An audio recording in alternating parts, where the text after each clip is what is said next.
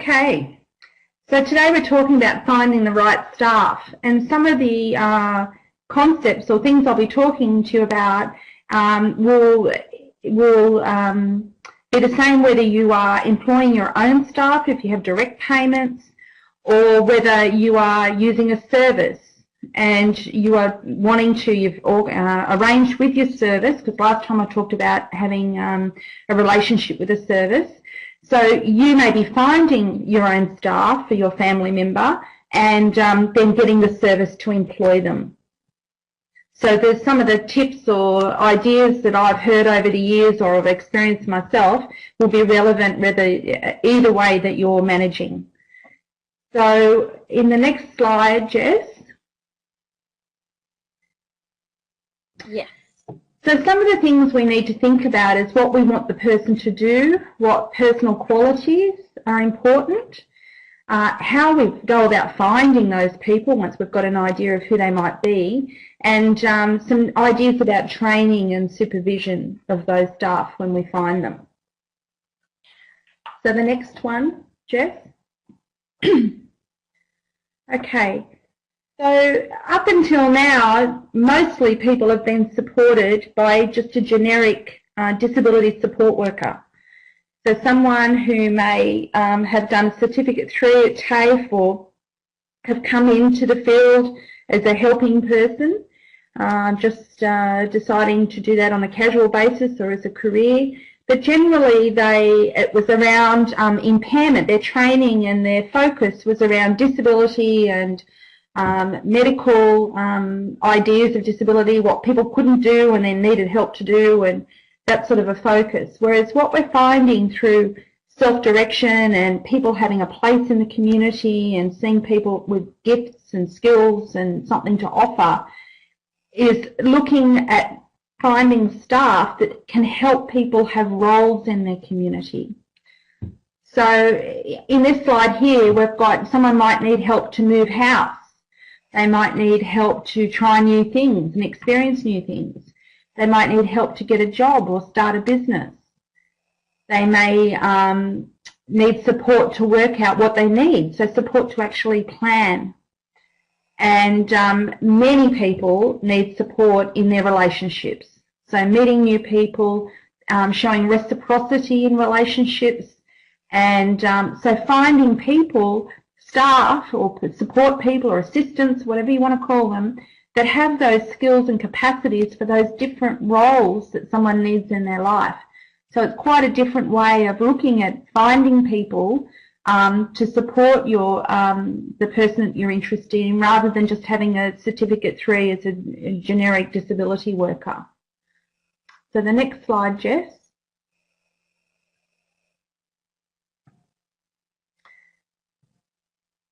So this can lead into your job title, which is really important. If you're looking for staff, you have to have an idea of the title of the staff, because that helps to be clear with you about what the person will be doing, what their role is as a staff member. But also, if you're finding people, the title of the position will call people to it. So if you have, say someone wants to study a course, then having a study assistant or a study mentor as a job title will be of interest to people who, you know, are interested in education and maybe have some experience helping people learn. If you find more community groups to join in, so there you'd be looking for a community connector or a community facilitator. For computer skills, you'd be looking at someone, you know, a computer tutor or a computer teacher. For someone living in their own home, a homemaker's assistant. Improving fitness and health, you might have a personal trainer or a healthy lifestyle facilitator.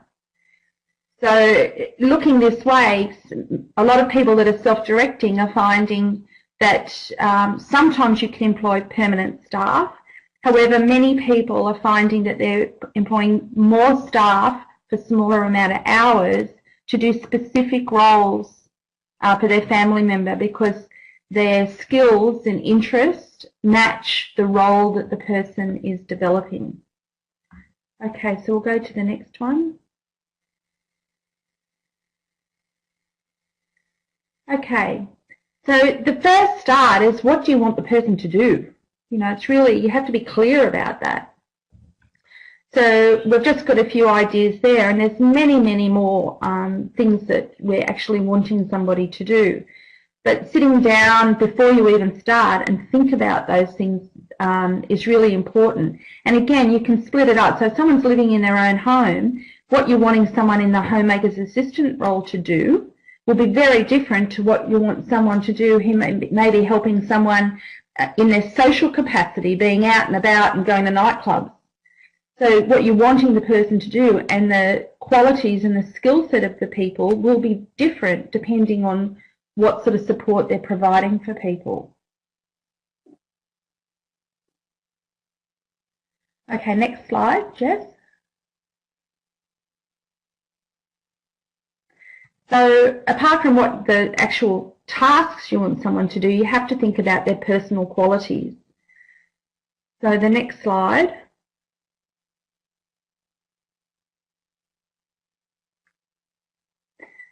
Oh, just thank you.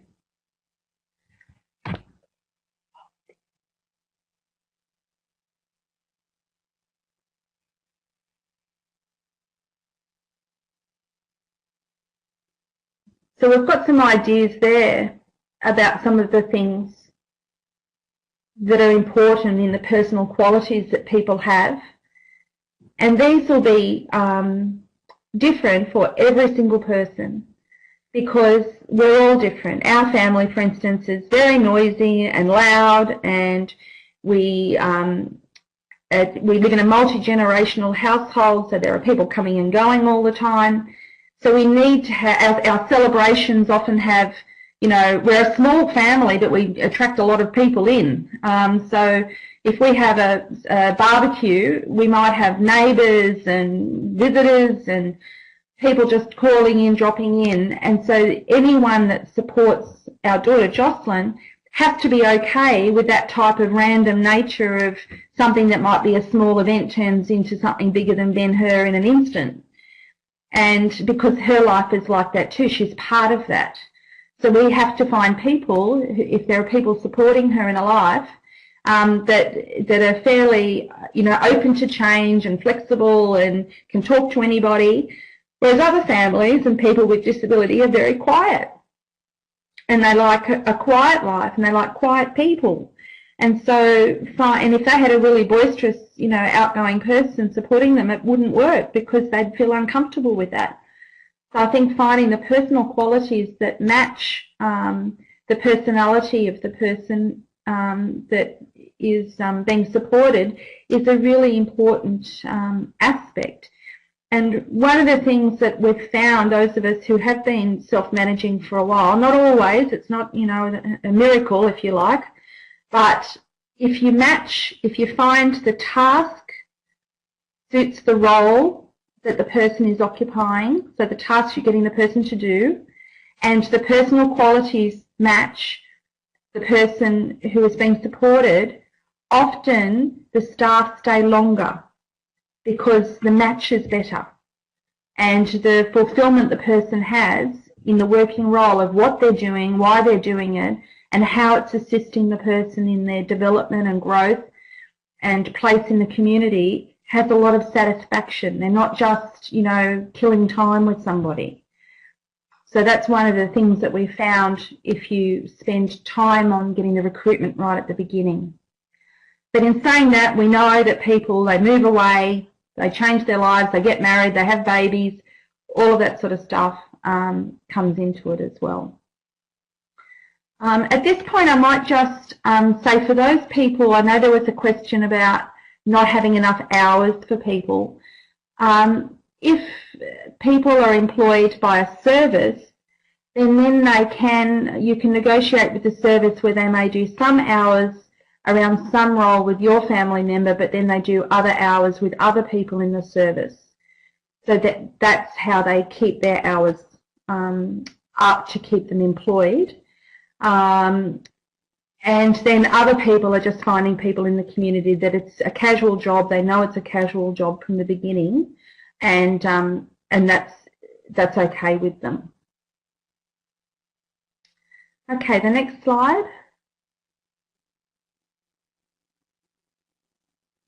Okay, so again, this is this idea of tailoring the assistance to the role. So we can have reading tutors, singing teachers, and a lot of these are generic. You don't need a disability support worker to teach someone how to sing. What you need is, a singing coach. But the support that may be required is someone to help them travel to and from the singing lesson, or indeed you could actually pay the singing teacher to visit the person at home or provide the transport, but you just pay them more for that, for adding that to their role of teaching the singing.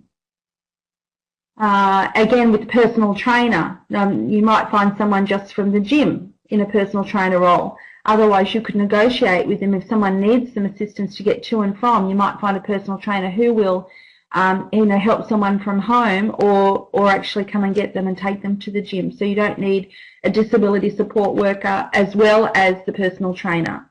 You might find a personal trainer that's perfectly happy to go and pick the person up and drop them home and do the personal training with them. A communication partner. Now, this term is a new one. Like a lot of these, we're just creating them. And one of the things with a communication partner is for people who don't speak or need assistance with technology or communication to speak, having the idea of a communication partner really changes the dynamic of the relationship and the role of the person being supported. Because if you're using the term communication, like needing a communication partner, you're being clear that the person has something to say and they just need assistance to say it. And I think for people who are recruiting people around this, this idea of a communication partner, all of the focus is helping the person communicate and have a say, learn how to use their equipment. And so the communication isn't just a second thought in the day, it's actually the focus of what's happening in someone's life. And that's how really much better skill development comes along when the focus is on the right thing. Okay, next slide. This is just an ad that we put in when Jocelyn, it was before she left home, and we were looking for somebody to help her develop some skills to look after herself. Now, I mean, I was perfectly fine to teach Jocelyn to, cook and clean and put a washing on, but she wasn't going to have a bar of that from me because that was my job as her mother. She'd just look at me as if, that's your job, what are you even talking to me about it for? So we knew we needed somebody else to help her do that. And actually, just as an aside, when she was learning those skills at home, she was still pretty reluctant to learn them as well, even with another person. It wasn't until she moved into her own home that she really took it up, because she knew it was her space, her place, her home, and her motivation was never moving home again. So she knew if she didn't sort of get to it and do what she could, and that's the thing, like not everybody can do everything, but people can participate in what they do, but getting the role right is often the point of motivation for people to actually start doing the things that they need to do or need to learn. But this is an ad we put on Gumtree, and actually we've just been recruiting again for a reading tutor and for a social assistant. So what I'll do is I'll provide those ads to the women at Resourcing Families, and they can put them in the email so that you can have a look at those and see how we've worded those ads. So this one here gives a little bit of an idea of Jocelyn and the role. I've said up front that it's casual, so people know that.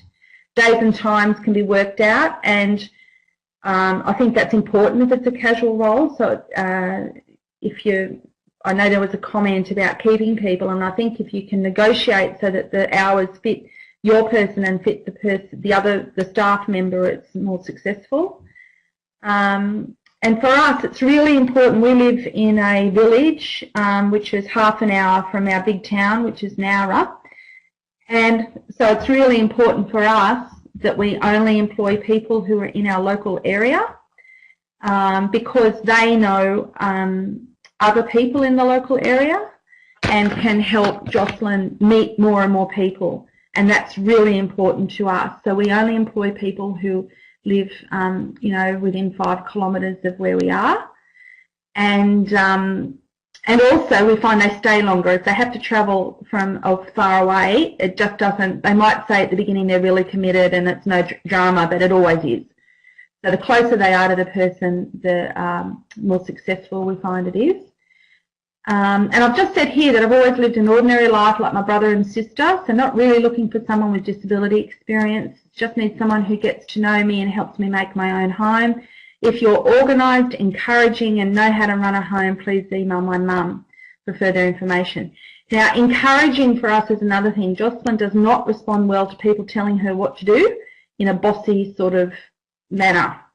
She responds much better to encouragement and lots of, you know, that's really great, it's really good that you're doing it that way, good for you, Joss. She actually said to me once, we were looking for a personal trainer because she has actually gained a lot of weight since she left home. So I said, you need someone like the commando of The Biggest Loser that can tell you, do this, do that, run up that hill. And she said, no, I need, you know, yay, yay. And what she was saying was, remembering when she was at high school and she went in a swimming carnival and some of the kids were along the side of the pool encouraging her to finish the lap and cheering for her. So it was really interesting that she herself knows she needs a cheer squad, not someone yelling at her. So finding people that are like that is really important. So you can see there I've mixed up what the tasks are as well as the personal qualities we need. Okay, next slide. So this just gives you an idea. This is a mixture of some local friends, but also people that support Joss. So there are 3 people in paid roles here. Renee, who supports Jocelyn at home. Through that ad, we put that on Gumtree, and it was responded to by, I don't know, probably about 8 people. And Renee in the floral shirt there, she responded, and she had 2 little kids at home, lived around the corner and was looking for some casual work. And she has been supporting Jocelyn in her homemaking role now for, it's nearly 3 years, and she doesn't look like she's going anywhere soon. And Rowan, the gentleman just standing directly behind Jocelyn, we found him, he supported Jocelyn to go to Sydney and Wollongong to see shows and to go to nightclubs and big concerts and things like that, because we live in a rural community. It's pretty boring, and so we wanted a social assistant that could assist, you know, Joss to do those things. And we actually found him through word of mouth. So what we were looking for, someone close to her own age who was very confident, responsible, and really outgoing, because in those sorts of environments you have to have someone who can, you know, hold their own and have a conversation, talk to anyone, and be very gregarious. So when we moved here, we've only been here 5 years, so all of our networks of young people really weren't here. So what I did notice up at the local golf club where we used to go for raffles on a Friday night, one of the women there, all of the young people that ever came knew her. And it turned, I got to know her, talking to her, and she was a local woman. Her children were raised in the area, so and they were in their mid to late 20s, so she knew all of the young people that they'd gone to school with. And so I asked her, I said, look, this is the sort of person we're looking for Joss, so if you can think of anyone, I'd really appreciate it. 2 weeks later, she said, Rowan's just moved back to town to study nursing and he'll be here for a few years, he'd be perfect. And so we approached him and it just went from there. So we used word of mouth, but we knew the sort of person we were looking for. And then Meg is in the black. Now Meg's still in high school, but we knew of her through friends, and she's one of 5 young women in the family, and they're local people, so she and her family will be around for a long time. And she helps Jocelyn on the weekends. Jossie sends birthday cards to people in her family and her workmates, and she needs help to address those and to get it all organised. And Meg also helps her with Facebook. And of course, a young person's perfect for all that technology sort of stuff, because that's just their life. She also helps her download music from iTunes and sort out her iPad and a little, what's the other thing, iPod, and those sorts of things. And so even though she's at school, the match for Jocelyn is really great in relation to those things she needs help with, technology-wise. And of course, as Meg grows up, Joss knows women a little bit older than her, a bit younger than her, and they're all local people, so her networks are growing all of the time. Okay, next slide.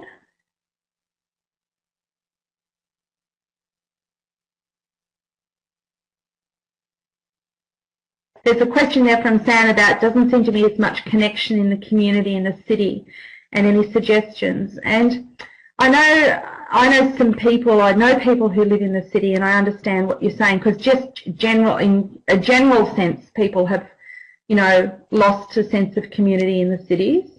But I just encourage, one of the things I think that I've seen work well is that we've become accustomed in the city to have a really big life, like so people drive kilometres to the gym that they like, or kilometres to something else that they like. And I think it works better for people if they have a smaller life.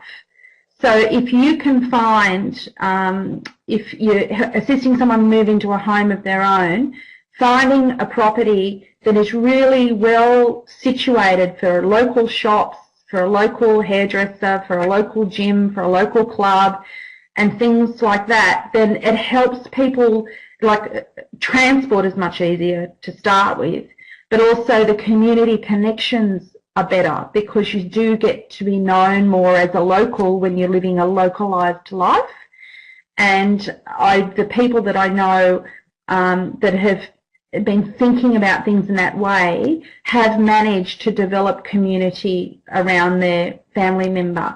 Now, some of the skills too, it's just you've got to be a bit brave. I know a woman moved out of her family home at 48 and didn't know a soul where she was living, and so her sister assisted her to run a Christmas afternoon tea, and she was living in a block of units, and there was a block of units next door, so probably in all up there would have been 40 units, but they just did a letterbox drop. Anyone wanted to come, bring everything you want, afternoon tea on the lawn out the front, and about 15 different flat renters and people who homeowners joined with that, and for the first time the other neighbours got to know each other as well.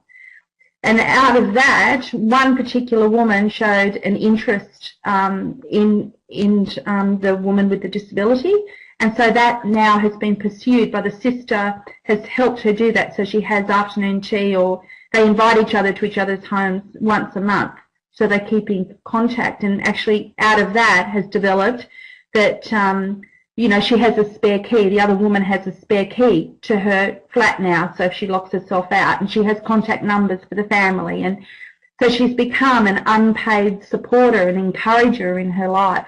And that's right in the middle of the city.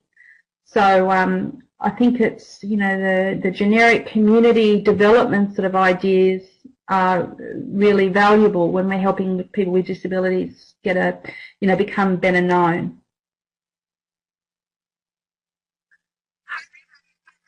Oh, great. Hi, Meg. I think we're back. Can you hear me?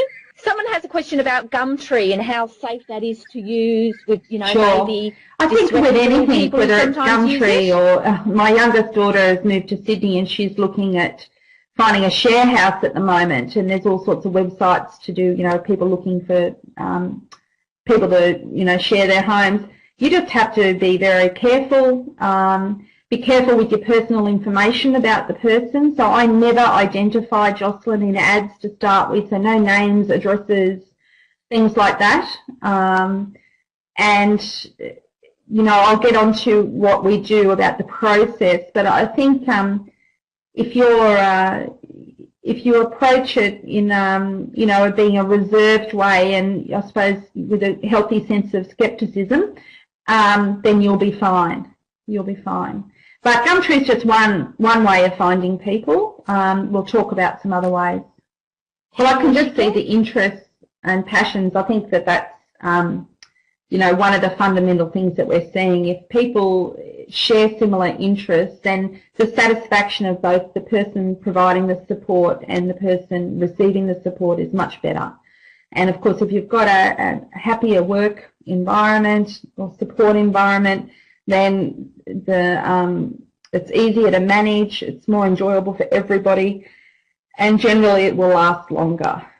So, and also part of what we're trying to change is from keeping where support provided before was like all the person needed, so they were really in a client role all of the time with paid support. And what we're looking at now is trying to provide support in a way of assistance or scaffolding so the person can get or, you know, have a life of their own in the community and contribute and participate. And so if you have someone with a shared interest, then generally the support can be around the person understands the interest if they share the interest.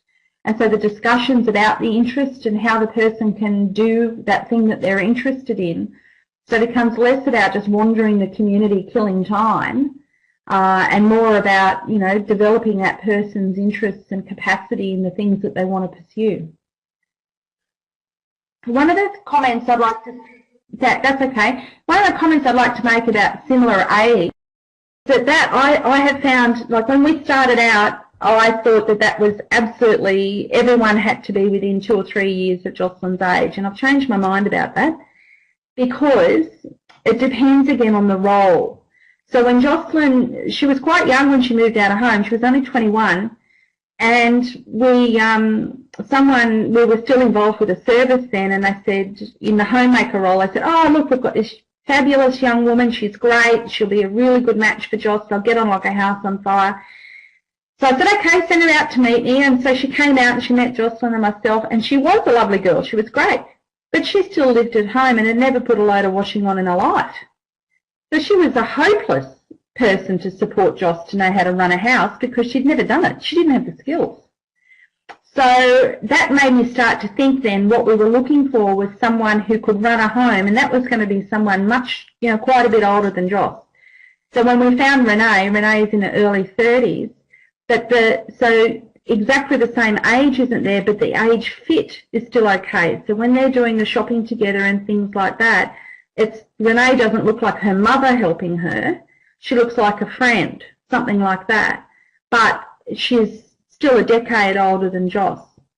And I know other people, say if someone wants to learn how to play chess or lawn bowls, having someone teach them who's significantly older than them is perfectly reasonable, because that's what happens in the ordinary community. You know, you have 18, 19-year-old young men learning lawn bowls from men in their 60s. Whereas for the social assistant role, though, when Joss goes out to the nightclubs and things, well, Joss was, you know, 21, 22, he was 25, 26. So we're more careful about keeping that age right when they're off, you know, out in the community doing the nightclub work. And equally, if you're assisting someone older, so for instance, if someone's in their 40s, then having someone, you know, support them in the community who is in their very early 20s might not be all that, you know, their age match might not be too good. Again, it depends on the personality of the person. But finding someone who's closer in age, like within a decade in their 30s or something like that, you'd probably have more success if your role was to introduce that person to other people at the, you know, at the bingo at the RSL club or something like that. If we can have the next slide. So if you're, just let me gather my thoughts here for a minute. Okay. Some people find, for me, when we get that, once we put the ad on Gumtree and we have a response, with that homemaker's assistant role, I sent out another email saying, you know, thanks for responding. Can you answer these few? I told them a little bit more about who Jocelyn was, not using her name, but just her situation. And then I said, putting questions, you know, my daughter really loves, and I said, the TV shows. What sort of things do you love? You know, my daughter has lived in the Bay and Basin area for 5 years. How long have you lived here? You know, family is really important. Do you have family who live in the local area? So I had some, you know, shared some information about what's important for Joss, but try and find out a bit more about who they were. And what I found out of that was if people couldn't be bothered doing that, they weren't going to be any good anyway. If also we found out who was transient, so who had only just moved into the area or, you know, those sorts of things. I also asked in the thing what other commitments did they have in their life. So I did it in a friendly way. It wasn't like an interrogation. But that helped me know too whether they were looking for casual work, because if someone's looking for permanent work and they're taking up casual work just as in between, that's not who we're after. So on the basis of that, I then had 3 people, I think, that sounded really good. And so then what I do is meet them on my own, generally, just in a coffee shop or something like that, to have a bit of a chit-chat, find out what they're like in person. And then if they think and I think that it's a good fit, then we introduce them to Jocelyn. Now, many people want to do it from the get-go with the person with a disability, and that's fine. That's absolutely fine. It's up to how, the reason we do it that way is if Joss is meeting lots of people, she becomes very unsettled. She doesn't know who they are, what they're going to be doing. It's just a bit overwhelming. So if I find people that I think are right, and then she gets to meet them, and then we see how the connection is once she gets to meet them, and we just find that works better for us. But I know other people whose sons, I was talking to a couple the other day, and they always introduce their son, or they have the person come over to the house and their son actually just walks past, and if he stops and looks, then the person has a chance. If their son walks straight past, then they don't continue, because they know he's just never going to warm to them. And so they need to do that right from the start to know who to continue with. And their son is in his 20s, he has autism and doesn't speak. So, but he knows the people, I don't know, they've got a certain energy. So he knows the people he's interested in and the people he's not.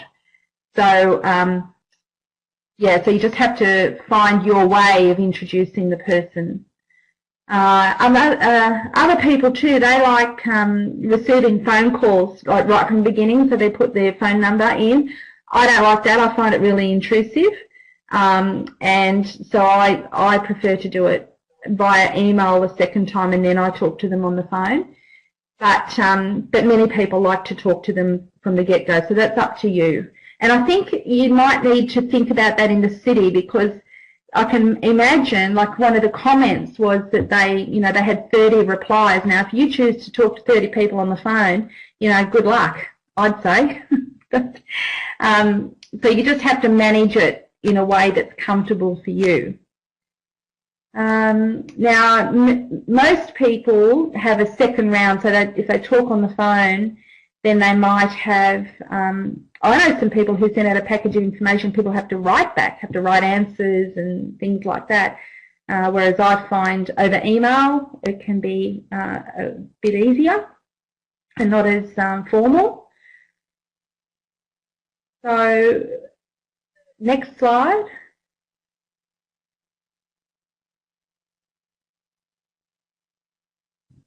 Okay, so once you've decided you think you want to pursue and with the recruitment of the person, with the recruitment of the person, as I've already said, we meet privately first before we introduce them to Joss. Then I think it's worthwhile that when you're introducing, because really, I think it's important to see what sort of rapport the person will have with the person with the disability. And you don't usually get that in a formal interview type arrangement. So I think it's really important to introduce people somewhere where the person with the disability really enjoys themselves. And you can see then how the new prospective employee gets on with them in that environment.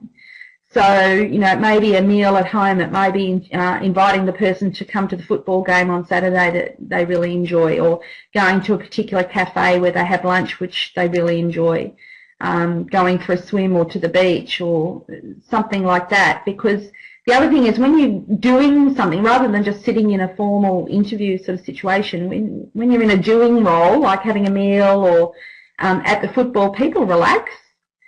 And when they're relaxed, you get to see a clearer picture of who they are. So in many ways, like in good ways and not so good ways. So you can see whether people are listening to the person, whether they're wanting to interact and talk with the person rather than you, whether they're genuinely interested in the person, whether they're embarrassed, because as we know, like as you can see, Joss has no hair, so she gets a lot of the stare factor when she's out and about. So it's no good for us to have people who are embarrassed in her company. It will never work. So we have to have people who have fairly robust personalities. Otherwise, you know, they're not going to be any good. So when you're out and about, you can generally pick up a lot from being in those more active type situations when you're introducing them to your person.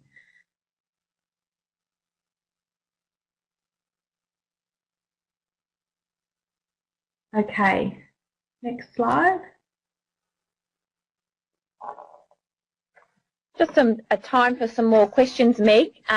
So we have a few here, and some of them might be answered a little bit later, but someone is asking around police checks. Yeah. Okay, so if the people you find are then employed by a service, they will have to have a police check. It's very quick to get those these days, so it's not a big drama, and I think it's $52, so it's not a large expense either. People will also have to have a first aid certificate, and how you negotiate that, you know, is up to you, because the people that we found didn't have their certificate, like Renee, the homemaker's assistant, so we actually paid for her course, for the 2-day course, but she didn't get wages, so that's what we negotiated.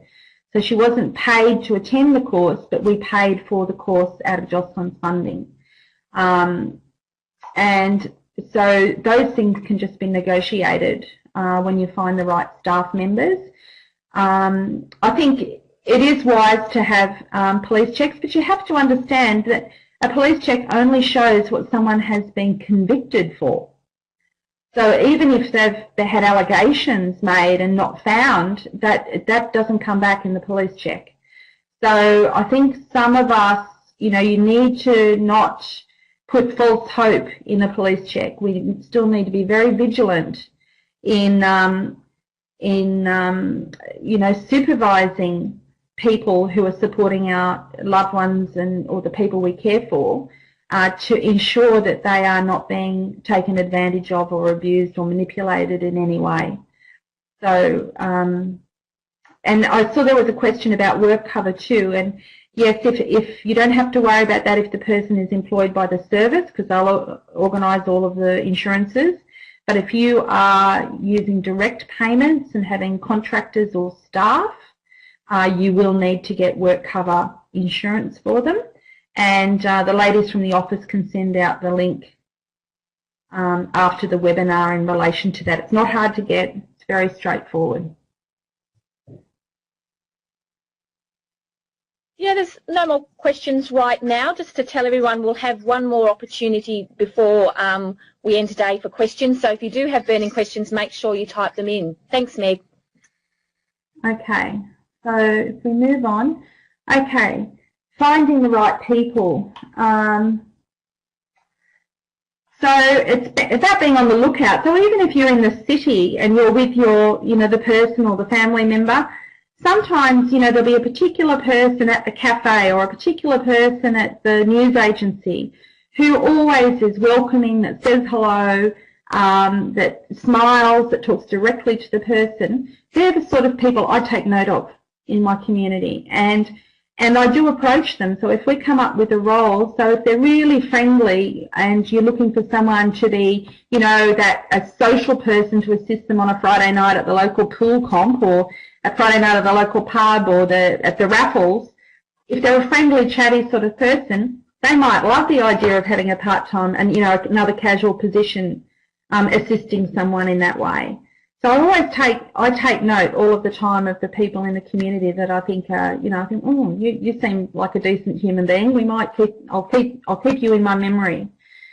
The other thing is about asking friends, neighbours and family and workmates, so like we did with Rowan. But if you're going to do that, you need to have thought about the role. Who is it that you're looking for, and the tasks and the personality, because then when you're talking to your friends and family about it, you can be very specific.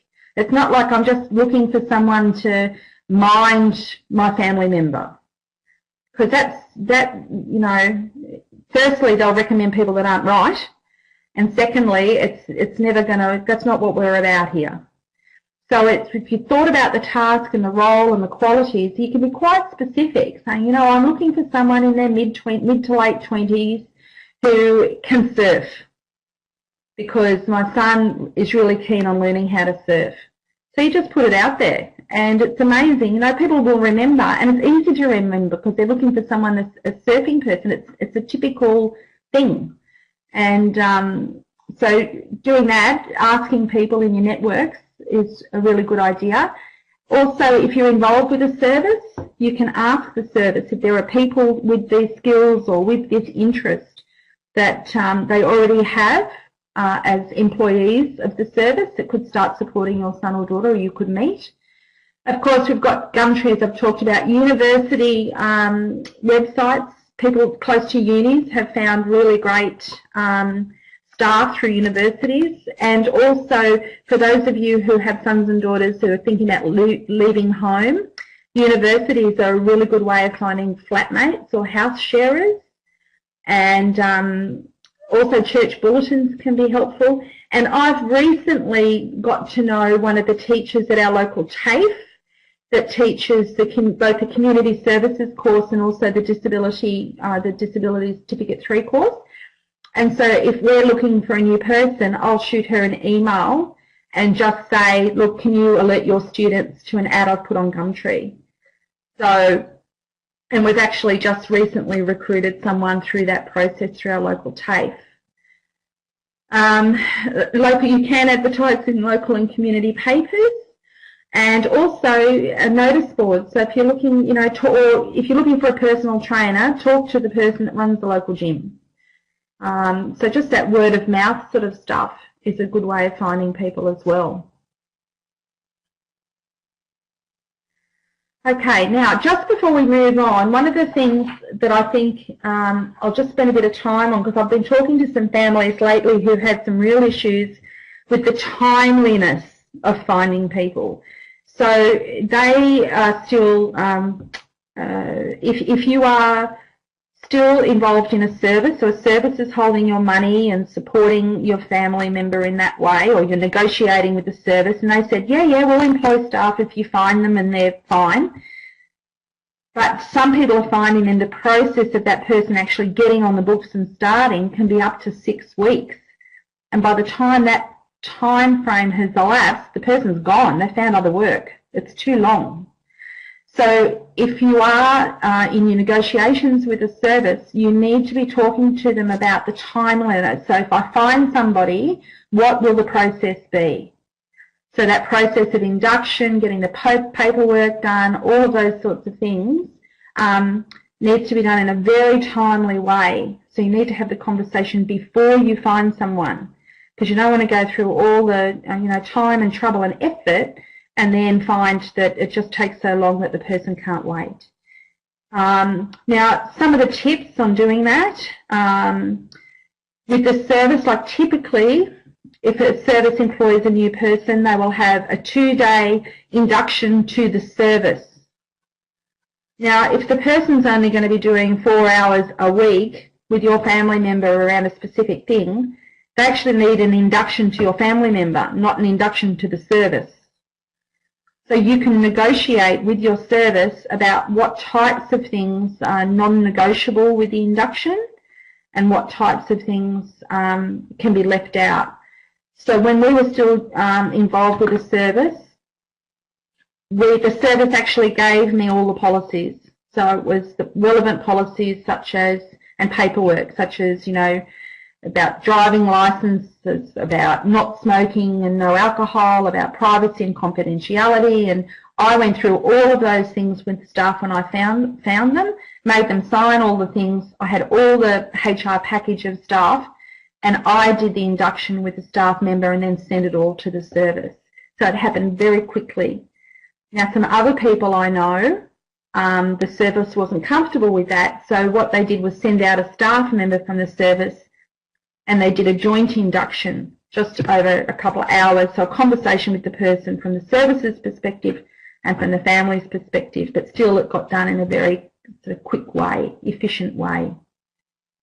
So there are, you know, different ways you can go about it, but I encourage you to have that conversation with the service before you start looking for people so that it's very seamless when you find the right people.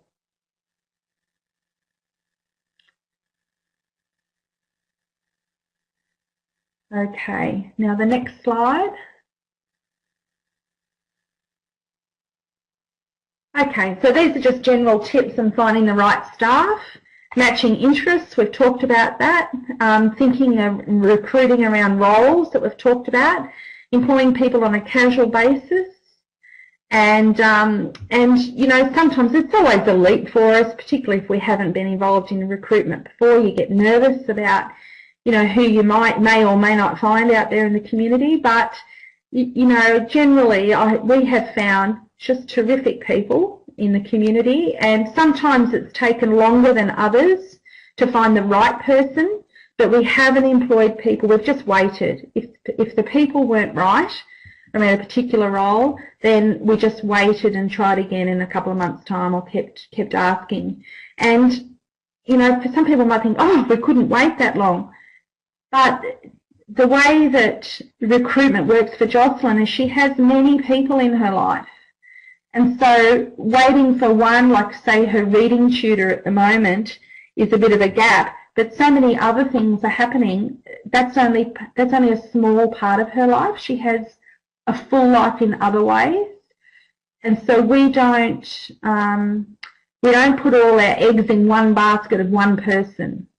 We just think that that's way too risky for Joss, and also it's risky because if the person leaves, she's left with no one, and that's bad for support, but also for her, she'll be lonely because she will develop a dependence on people, and we know that that's not healthy, particularly it being a paid person, even though they're lovely, like Renee. She's a lovely woman and she's very, very caring towards Jocelyn, but it's a paid role. And we're very clear about that. So we try to have a number of people involved in Jocelyn's life so that her life is big and continually expanding with people she knows in the community, so that she doesn't become dependent on just one person or a very small number of people. Okay, and the next slide.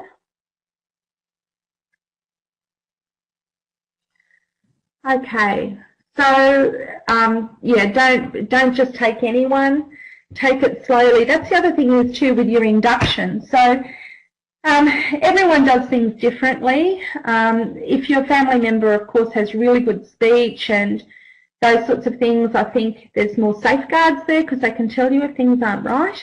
But if you've got a family member that whose speech is an issue, and then you need to really know that the person's right and knows what they're doing, and that it'll all be good once they step out into the community on their own.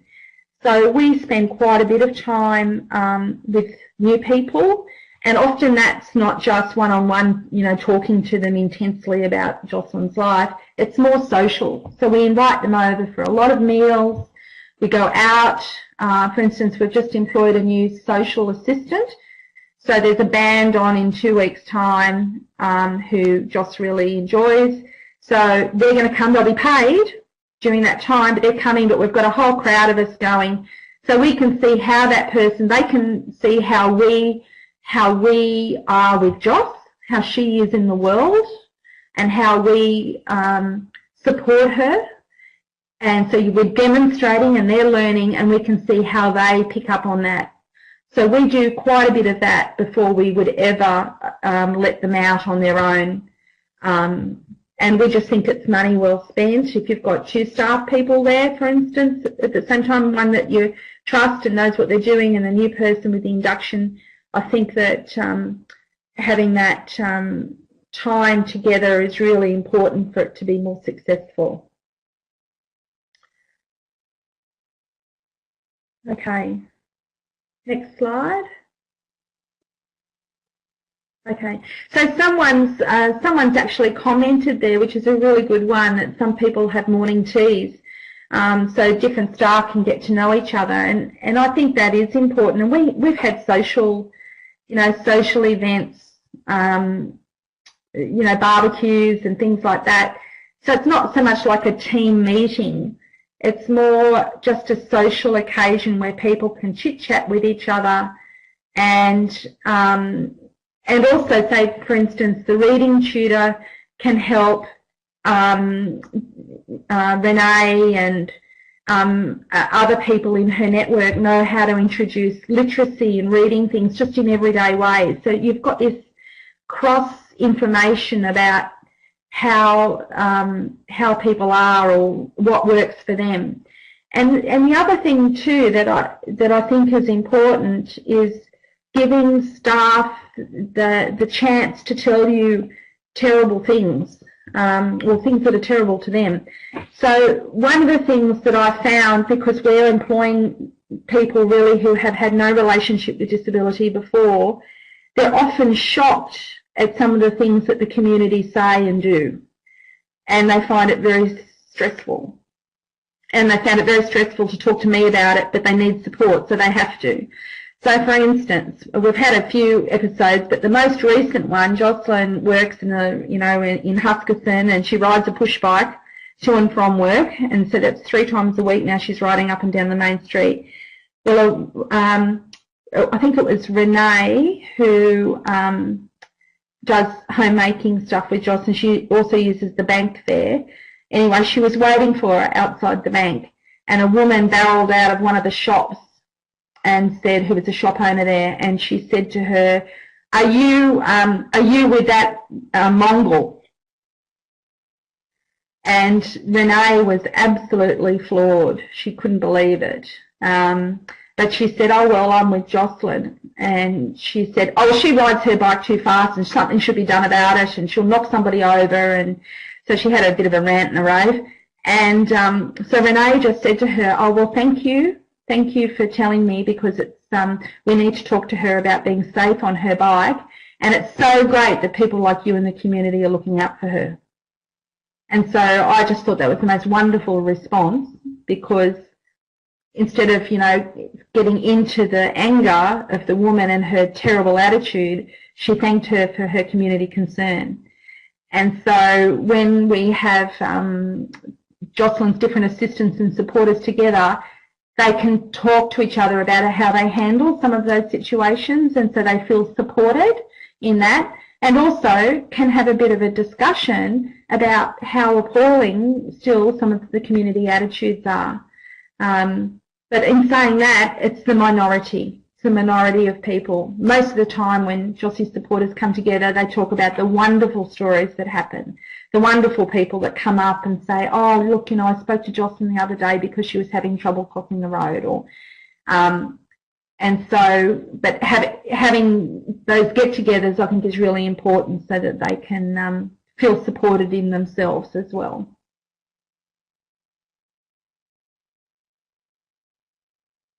Okay, now here we have about the award.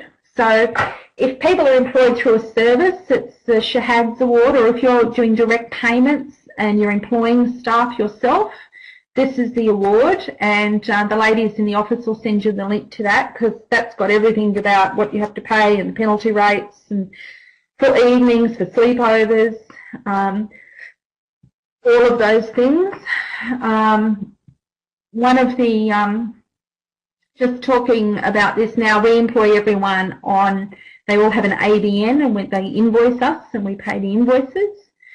So we negotiate, we're not stuck to the award, we negotiate with the person, and that's not about cost cutting. They actually get paid more than they would otherwise, because we that helps us keep them if they don't have a lot of hours.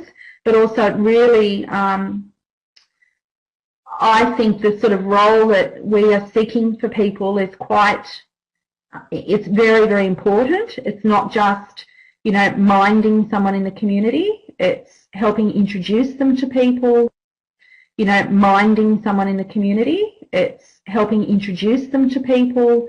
It's helping them develop skills and competencies. It's always looking after Jocelyn's image in the community to make sure she is seen in the eyes of others as a grown-up adult woman with something to offer.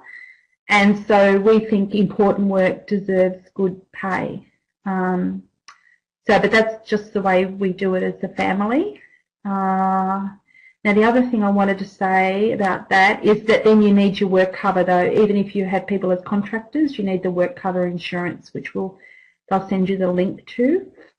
One of the other things that we do is, because I work away a lot and Todd is a shift worker, we don't have a big family, so we pay Renee, who does the drop-in support, we actually pay her an allowance each week, which we call an availability allowance. So that it's $135. It's out of the award. It was called an on-call allowance in the award. And so she gets paid that every week, all year, unless she's away on holidays. And that's simply because Jocelyn often rings her. She'll ring her if there's a thunderstorm. She'll ring us, but she'll also ring Renee. You know, is there going to be a blackout? I'm a bit worried. Also, if we're away and it starts to rain and she needs to come home from work, she'll ring Renee and Renee will go and pick her up from work. And so on those occasions, Renee charges for her hours as well as the on-call allowance. But that, knowing Renee is always there as a backup in Jocelyn's life is so valuable to us that it's worth every penny. And although Renee only gets 12 hours or something like that wages each week, that extra $135 just helps keep her, she doesn't have to look for another job or other work. And so, so that works really well for our family. So it's just another thing you can think of. Okay, next slide. Okay, so we'll just talk a bit about training. So, and we've already talked a bit about that, about the induction sort of process, getting to know what they like, how they communicate. Some people put together like a sheet of paper, you know, I am so-and-so and I like, and that just, you know, it's a good reminder for people. And also, I need help in. So if your family member, for instance, is really unsafe in car parks or crossing roads or in noisy environments or in bathrooms, that was always our thing. Not so much now, but years ago, we were just so nervous about Jocelyn using public toilets and her likelihood of abuse. So we always made sure people accompanied her into the bathrooms, not just leave her to her own devices. And also about getting lost, you know, again, things have improved a little bit, but if we're in big crowds or in a shopping plaza we've never been to, being very close to her is really important, because she wouldn't have a clue if you turned around in a surge of people. She would absolutely not know where to start looking for somebody. So having those sorts of things laid out, I think is really important, reminders, because one of the things about that too is if people have their ordinary life, they're often very competent within that, in their routine. And sometimes you can forget actually that people need support because they're so competent with the stuff they do all the time. And when you take them out of that environment, that's when you really can see that they need support. And so having those things written out, I think, is a good reminder for people, because sometimes even as a family, we can get tripped up. And, you know, I call it believing our own marketing in relation to Jossie's competence, and something will happen and we'll all realise, oh, wow, we didn't do that very well because we'd forgotten to put things in place for her. So having training that is relevant to the role and the task, so if people don't need to be transferred, then you don't need to send them to training to know how to do that. If someone's not taking medication or they don't have a role in helping them do that, they don't need medication training. And the training and supervision can be done with the service. So you might get the service to do all the training and the supervision, or you might negotiate with the service to do those things yourself. So you just need to be in a respectful relationship with the service to work that out, who'll do what. And as last time I said, once you work that out, you need a service agreement that clearly spells out who is doing what, so that it keeps you on the ball about what you've said you'll do, but also keeps the service on the ball about what they've said they'll do.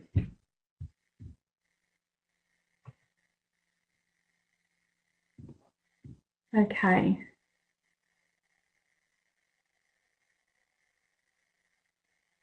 Just waiting. Okay, Jess? So it's just time for final questions, Meg, and so we just have a few. Maybe just one. The first one is some clarification. Asked, when you're introducing someone to Joss and that period, and you're having meals together, they sort of asked, are they getting paid at that time? Would you like to clarify that? At the very first time, no, because it's just an introduction. They're still deciding themselves, the staff member, if they want the job. But after that first time of coming together and them saying, yeah, I'm really interested, and we say, yes, you seem right, we'll give you a go, then from then on, yes, they're on the books and they get paid from that point in time. Yeah. So how long does your sort of trial period last for? Do you have any parameters around that? No, we don't really have a trial period. We just sort of think, oh, well, we're pretty casual. We said, oh, well, we'll give it a go. And from the start, I suppose they know their role is, as long as it works for Jocelyn. That's the way we talk about it. This is Jocelyn's money. It's Jocelyn's life. Whatever it's working for Jocelyn, it's all good. If it's not working for Jocelyn, then it's not going to continue. And they know that from the get-go, that it's all about her. But we really haven't had that much of a drama with someone who hasn't been right, and then, you know, they've wanted to hang around and we haven't wanted them to. People have been pretty good at self-selecting out, actually. And I suppose because they just feel uncomfortable, because Joss has such a life in the community. Like, she's out and about, she's known by everybody, she's, you know, if they're not comfortable in her company, they can't tolerate it, they can't stand it, so they self-select out. Yeah, that's, in our experience, that's what's happened, because she doesn't live a hidden life at all. Historically, when services were in control, if service workers became very close to recipients, they were often moved on because it was seen unprofessional. Like, you can't have a relationship with someone. And so people were banned from attending, you know, birthday parties or going on holidays with somebody, even though they had a genuine relationship with them. Whereas now, it's very different. And actually, I encourage relationship. Like, how can you support someone well? Like, you have to know someone really well in order to support them well. And you can't do that unless you really know them well. And once you know someone well, generally a relationship develops. So then it's just knowing it can become a bit tricky about what is work and what isn't work. But we negotiate that like with Renee. And I say to her things like, they do stuff outside of work together, outside of work hours. But it's quite clear to Renee what is work and what is freely given and what is a relationship. And so we just talk about those things in an upfront sort of a way. And we haven't had too much of an issue with it, really. If anything, like with Rowan, it got to a point where he said, look, I'll just want to take Joss to Sydney, I don't want any pay. And because he developed a relationship with her. But I insisted, I said, no, you're getting paid because your responsibility is around Jocelyn. She's not just a friend that you're going to go out on the town with and get smashed and, you know, then she's vulnerable because you've been drinking too much. That you need to be on your mettle and be mindful of Jocelyn's, this is a paid role, it's an important role. And he got that, he understood that. So, yeah, but I think it's just one of those things we need to work out as we go along. And like workshops, I think it's a great idea, for a space where some of us, those people who are self-managing or self-employing people can come together and talk about some of the, some of the scenarios that have happened and what they did about it. And there's a particular band she really enjoys, so she often asks Renee to go. And Renee does on occasions go, but she doesn't get paid. She knows, she understands that's just an invitation to spend time with Jocelyn. And so that's one thing. What else? And also, like Jocelyn, Renee will run a party plan thing at her house. She invites Jocelyn to come. So again, that's just a freely given thing. What happened? Another occasion, Jossie ran and this was, I suppose, one of those delicate sort of balances. Joss wanted to have an afternoon tea at her house. And so, so Renee helped her do the cooking and helped her with invitations and things like that. As it turned out, Renee couldn't be there on the day because she had to go off and she had a commitment with a soccer carnival or something with one of her boys. But if she had have been there, I would have paid. I would have considered that paid role on that occasion to help Jocelyn in her hostess role, because she would have been doing a lot of that, and I see that as a paid role. But because she wasn't there, I took over that, so we didn't have to sort of cross that bridge. Meeting with people, but once they're on the job, it really isn't that onerous. And it depends what you want. See, I like to talk to everyone at least once a week for 15 or 20 minutes. And it's not, it's to find out how Jossie is, because Jossie doesn't like us hanging around much in her life anymore. So I have to find out from them what's going on. Is she going okay? Do we need more support or that sort of thing? But also it's a training opportunity is the way I see it, because I say, how are you, and what happened, and having that open opportunity for them to say, oh, this happened today, or someone said this to me, and then I'll get a chance to say, oh, okay, well, how did you handle that, or how do you feel about that, or, yeah. So, but everyone's different. Other families don't, they don't want to spend the time doing that. But I personally, I always want to know what's going on. So, and the other thing is too, we don't often look for staff. Like I said, we've had Renee for 3 years. We had Rowan for 2. We're only just replacing him now. We had the reading tutor for 3 years. So we haven't found that we've had a really huge turnover of staff. So we've been fortunate in that way. And the main reason why it's not ideal is because we don't want money, like money corrupts relationships, without a doubt. So if something is freely given and something a brother or sister would ordinarily do in a freely given way, like go to the movies or something with their brother or sister, then that should remain just as a freely given thing.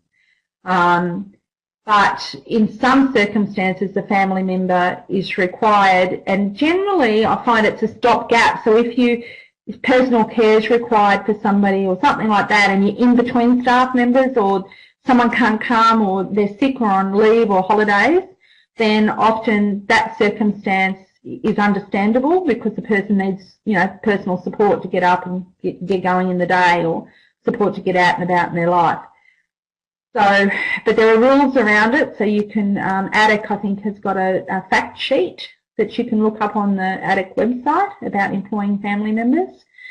However, the other thing is too, in Indigenous communities or particular cultural communities, the rules are a little bit different because it's important, like a lot of people want to employ family because that's the way the culture works. So, but you just need to negotiate that with ADDIC or with the service provider.